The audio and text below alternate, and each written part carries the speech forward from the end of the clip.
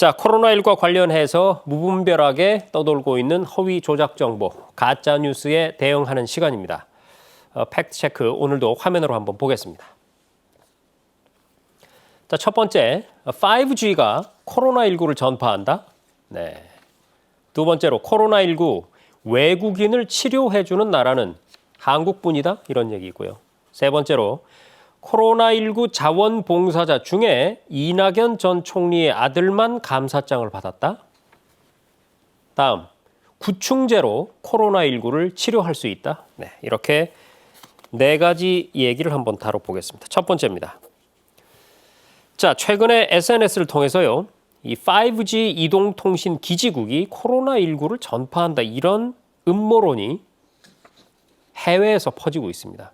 그런데 이게 참 과학적으로 아무리 봐도 말이 안 되는 상황인데요. 그러면 뭐 휴대전화를 하면 그 통화를 한 사람도 뭐 전파가 돼야 된다 이런 얘기일 텐데, 요는 이렇습니다. 5G가 인간의 면역 체계를 낮춘다라는 그럴듯한 음모론입니다. 그러다 보니까 실제로 영국에서는요, 이 5G 기지국에 불을 지르는 방화 사건이 나기까지 했다는데요. 자, 박기수 교수님, 네. 팩트체크해 주시죠. 그러게 이제 이게 두 가지에 대한 얘기인 것 같아요. 첫 번째로는 이 5G가 코로나를 옮길 수 있다, 전파할 수 네. 있다, 이게 하나고요. 마치 또 전파 이름도 비슷해요. 아, 네. 어쨌거나 전파할 수 있다는 게 하나고, 두 가지는 이제 두 번째는 면역 체계를 약화시킨다. 억제나 뭐 약화시킬 수 있다는 건데, 네. 첫 번째는 너무 황당해서, 왜냐하면 황당하죠. 전파가 바이러스를 전달할 수는 없거든요. 네. 간단하게 바이러스는 사람 몸에 있다가 뭐 기침을 통해서 나오거나 아니면 모기 같은 데가 피를 빨아서 일본 내용 같은 경우에는 네. 그 바이러스, 특히 이제 우리 아시는 지카 바이러스라고 그래서 모기를 빨아서 다른 사람한테 윙하서 이렇게 그런 어떤 전달 툴이 있어요. 채널이 있는데 네. 전파를 통해서 간다는 거는 전혀 황당무계한 얘기라서 뭔가 뭐 얘기 전달 과정에서 아니면 엄청난 무슨 과학적인 기반 없이 미신적인 거로 뭐 하지 않을까 싶고요. 그래서 그렇죠. 사실이 아니다. 네. 그다음에 두 번째로는 면역 체계를 나쁘게 한다. 뭐 이런 거는 일부 사람들이 좀 믿을 수, 요즘에 이제 이런 어떤 인포데믹이라는 거에 대해서 약간의 사실이 있기 때문에 그럴싸해 보이는데 현재로서는 과학적 근거가 전혀 없다. 네. 왜냐하면 뭐 5G가 뭐 속도가 빠르고 뭐해서 뭐 사람한테 나쁘게, 이게 이제 어디서 이런 얘기가 나오냐면,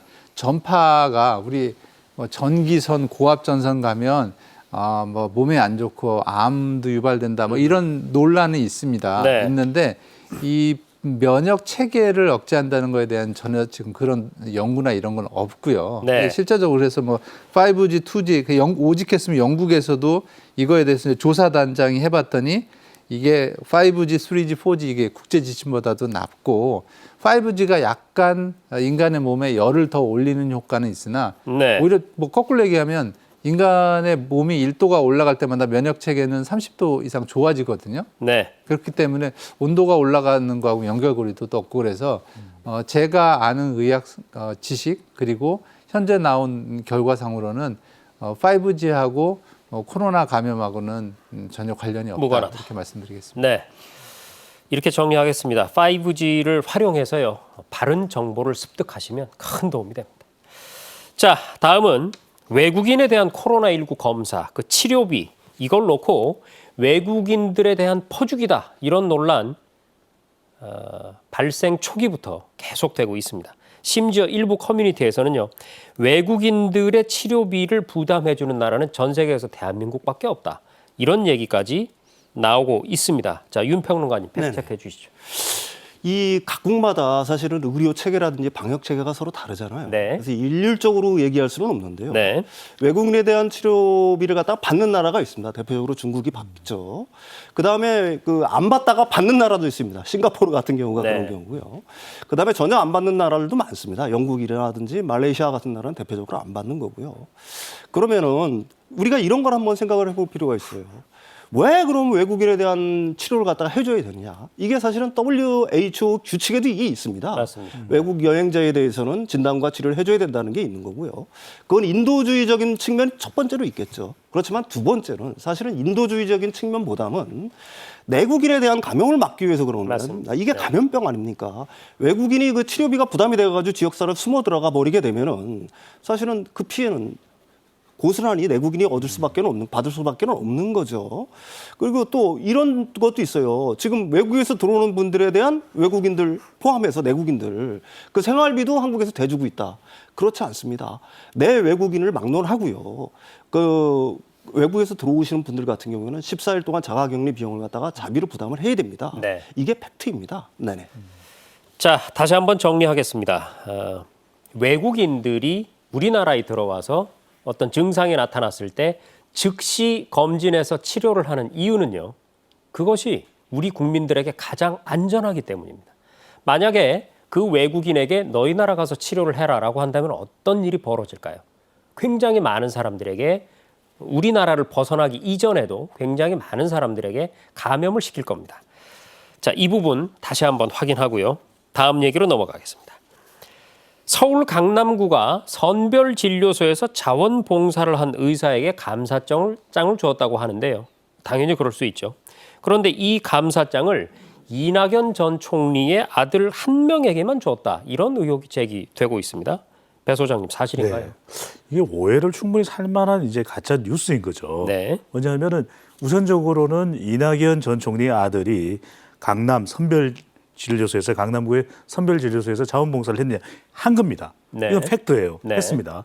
했고 또 그 자원봉사라는 것이 정말 말 그대로 보이기 위한 자원봉사 활동이 아니라 헌신적으로 했다라는 것이 이제 검증이 된 겁니다. 그래서 강남구의 선별진료소에서도 확인을 해준 것이 강남구에서 확인을 해준 것이 이 검체 채취 또 환자 진료 사실 이게 쉬운 일이 아니지 않습니까? 그런데 본인의 직장 일도 있음에도 불구하고 이낙연 전 총리의 아들이 현장에서 실제로 이제 자원봉사를 상당히 열심히 한 거예요. 네. 그런데 이것에 대해서 이제 강남구청에서 상당히 이 헌신적인 노력에 대해서 보답 차원에서 이제 감사장을 전달했는데 그렇다면은 이 의혹을 제기하고 있는 것은 이낙연 전 총리가 일종의 좀 권력자일 수 있기 때문에 네. 또 여당의 유력 인사이기 때문에 줬다.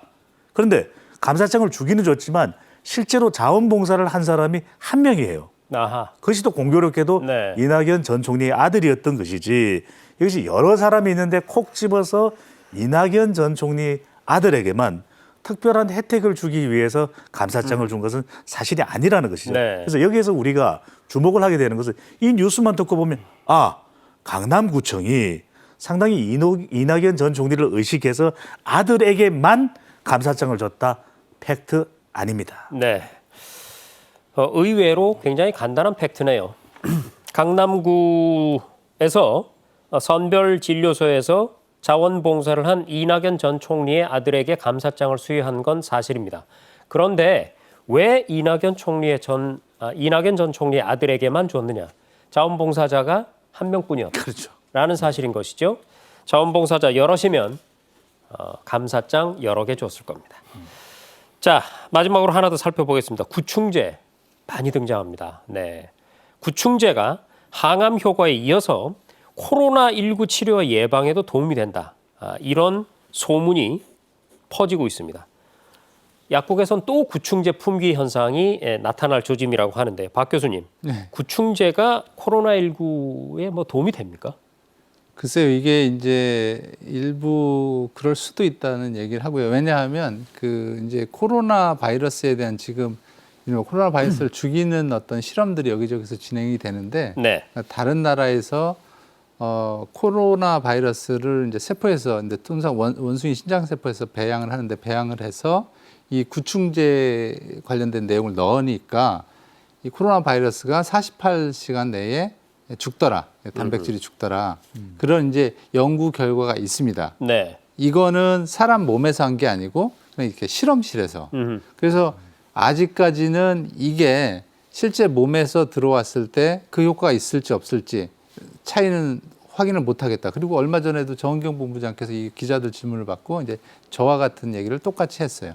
그 실험실에서는 현재 가능할 수 있는 얘기지만 임상적이라는 사람 모에서 증명되지 않았다. 네. 근데 대신에 이제 여러분들이 이제 뭐 약국에서도 지금 어디는 동이 났다 이런 얘기를 푸는 것 중에 하나가 우리가 뭔가 기댈 데가 없다 보니까 항상 이제 치료제가 없다 보니까 살 수가 있어요. 특히 이제 구충제는 뭐냐면 우리 몸에 이른바 기생충이나 있으면 먹으면 되는 거거든요. 그래서 기생충이 없어도 약 먹고 큰 탈이 없다는 거예요. 그렇기 때문에 그러면 먹어도 뭐 큰 탈은 없겠네. 기생충 때문에 먹는데 이러면서 이제 드시는 건데 직접적인 효과가 확인이 안 된 상태이기 때문에 이거를 지금 뭐 마구잡이를 사서 뭐 치료한다거나 예방을 한다고 드시는 거는 조금 너무나 멀리 나간. 아하. 그러니까 우리 얘기하면 뭐 인과관계 확실히 증명도 안 되는데 뭐 비타민 C 먹으면 코로나를 치료하고 예방한다는 어떤 뭐 정확한 거리는 제가 측정할 수 없지만 그 정도로 또 도움이 될 수도 혹시 있겠다. 그렇지만 이거를 기대고서 하는 건 전혀 아니다. 네. 이 얘기 말씀드리겠습니다. 그럼 한 가지만 더 궁금해지는 것이 이게 구충제이기 때문에 먹어도 뭐 큰 탈은 없을 거예요. 오히려 몸이 더 나빠질 수도 있습니까? 구충제는 기본적으로 몸에 나쁘게 하는 효과는 없는데 예를 들면 코로나 바이러스가 몸에 있을 때 과연 구충제를 먹어서 정말 나쁜 작용을 할 수도 반대로 수도 있기 때문에 그건 이제 의학적으로 모르는 사실이기 증명된 때문에 바가 없다는 거죠. 함부로 다만 그런 거 있을 겁니다. 정말 뭐 나는 우리가 플라시보 효과가 워낙 많기 때문에 뭐 내가 그거를 먹어서 정말 플라시보 효과가 있어 몸이 좋아진다. 뭐 이런 점을 느꼈다. 실제로 인터넷에 그런 게 나와요. 이걸 먹었더니 어떤 사람은 두통이 개선됐다, 뭐 등등등등. 왜냐하면 뭐 항암 치료까지 있다는 얘기가 있기 때문에. 근데 그건 의학적으로 증명이 안 됐고 실제로 우리가 실험할 때 가짜 약이라고 그래서 위약이라는 표현을 씁니다. 위약을 드시는 분 이게 좋은 거야 감기에. 그리고 그냥 이거는 그냥이야라고 하면 이쪽이 치료 효과가 높습니다. 인간의 면역체가 그렇게 반영을 하기 때문에 그런 효과를 보고 얘기하기는 굉장히 성급한 내용이다 이렇게 말씀드립니다. 그렇군요. 자, 우리가 매일매일 이 가짜뉴스 팩트체크를 하면서 거의 빠지지 않고 등장하는 유형이죠. 이걸 먹으면 코로나19 바이러스에 걸리지 않는다더라. 네. 이게 코로나19의 특효약이라더라. 사실이었던 거 하나도 없습니다. 시청자 여러분, 코로나19 바이러스에 대해서는요. 치료제 아직 나오지 않았습니다. 그리고요. 백신도 아직 나오지 않았습니다. 쉽사리 이게 좋다 저게 좋다는 걸 드셨다가 오히려 몸이 안 좋아지실 수도 있으니까요. 이 부분은 주의해야 되겠습니다. 자, 박희수 교수님, 오늘 밤에 우리 네. 시간으로 오늘 밤이죠. 네네. 네, WHO의 이 온라인 화상 자문 회의라는 게 열린다고 하던데 네. 우리 박 교수님께서 거기 발표자시라고요. 우선 네네. 이 회의가 어떤 회의입니까? 그 WHO에서 지금 이제 워낙 빨리 감염병 상황이 돌아가고 있으니까 네. 긴급 그 회의를 합니다. 근데 아하. 저도 이제 물어봤어요. 저한테 메일이 와서 그러면 우리 지금 왔다 갔다 하기 그렇다 그랬더니 온라인으로 회의를 한다. 그래서 무슨 회의냐 그랬더니 이 지금 KTV하고 관련이 있습니다. 아하. 왜냐하면 전 세계적으로 바이러스도 위험하지만 바이러스보다 지금 더 위험하다고 생각하는 게 지금 우리가 얘기했던 것들. 네. 가짜 뉴스. 이제 영어로는 뭐 미스인포메이션 아니면 더 나아가서는 디스인포메이션 일부러 만든 것들, 뭐 루머 이런 거를 어떻게 대응하고 있는지 한 우리나라에서 지금 진단 키트 이런 역량도 좋지만 정보 공개를 통해서 국민들을 안심시키는 거. 또 그다음에 루머에 대한 거를 이렇게 확인해서 그래서 그런 내용을 전 세계적으로 한 1,000명 정도의 사람이 요즘 온라인 시스템이 워낙 좋아서요. 네. 화상으로 들어가서 세계적으로 모든 나라가 발표하는 건 아니고요. 한국에서는 제가 발표하고 다른 네. 나라에서 한 4-5 나라 해서 팩트 체킹과 관련된 인포데믹 매니지먼트를 제가 발표하는 그런 시간이 있습니다. 아하, 그러면은 우선 드는 생각은 이 가짜 뉴스에 대응하는 이 부분에 대해서요. 그러니까 인포데믹에 대응하는 이 부분에 대해서 전 세계의 WHO 관련 전문가들이 그렇게 모여서 화상이긴 하죠. 모여서 회의를 할 정도면 세계 각국이 우리나라뿐만 아니고요. 네. 이 가짜 뉴스의 이 코로나19와 바이러스와 관련한 가짜 뉴스의 폐해에 대해서 굉장히 심각성을 느끼고 있다는 얘기일 텐데요.